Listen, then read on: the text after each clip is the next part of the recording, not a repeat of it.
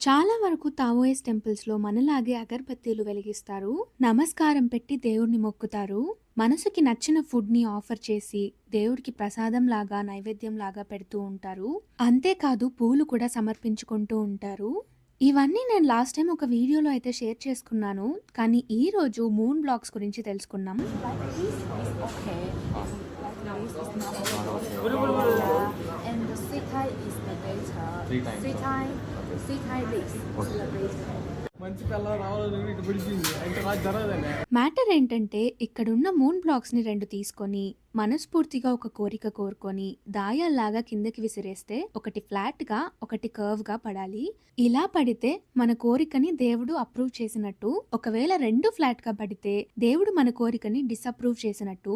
ఒకవేళ 2 కర్వ్ పడితే ఏంటి అని ఆలోచిస్తున్నారా? ఒకవేళ 2 కర్వ్ పడితే దేవుడు నవ్వుతున్నట్టు. అంటే మనం కోరిన కోరిక ఫన్నీగా కానీ అన్‌క్లియర్‌గా కానీ ఉన్నట్టు. మళ్ళీ ఆలోచిచ్చు అని చెప్పినట్టు సంకేతమంట. అనిల్ కోరిన కోరికకి 3 టైమ్స్ అప్రూవలే వచ్చిందని ఫుల్ ఖుషీగా ఉన్నాడు. ఇంకొక విషయం ఈ చీఫ్ పై ఇవేంటంటే మనం కోరిన కోరికలు ఇక్కడ నాట్ చేస్తే అది జరుగుతుంది అని ఒక నమ్మకం. చాలా వరకు వుడెన్ బ్లాక్స్ తో పాటు విజిటింగ్ కార్డ్స్, ఐడి కార్డ్స్ కూడా నాట్ చేశారు. ఇంట్రెస్టింగ్ గా ఉంది కదా.